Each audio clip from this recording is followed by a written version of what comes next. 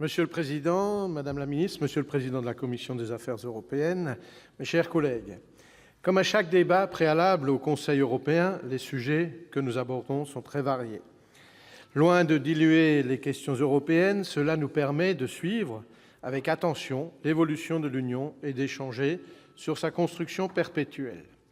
L'actualité nous prouve à quel point l'Europe est un sujet majeur pour notre avenir. Elle interroge sur son rôle, mais elle doit aussi apporter des solutions.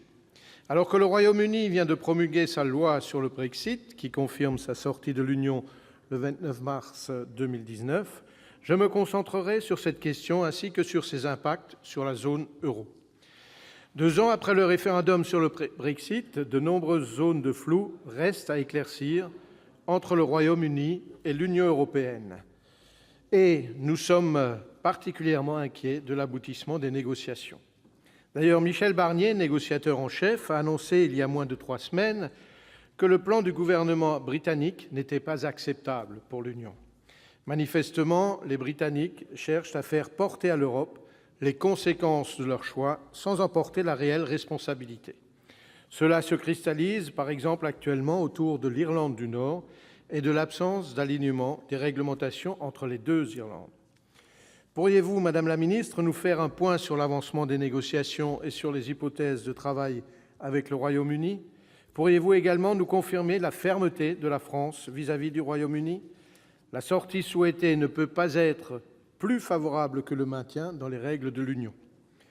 En outre, concernant la zone euro, le Brexit aura naturellement aussi une incidence forte.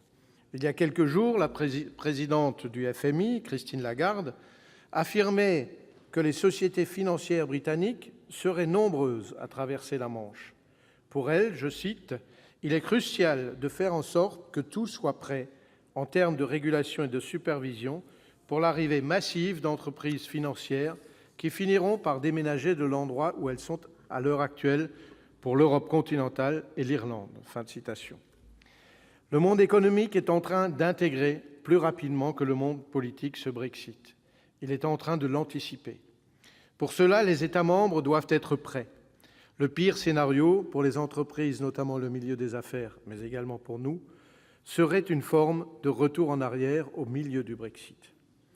On commence d'ailleurs à sentir un léger revirement dans les déclarations de Theresa May sur la sortie du marché unique en tentant de négocier un accord de libre-échange incluant les services financiers essentiels à l'économie du pays.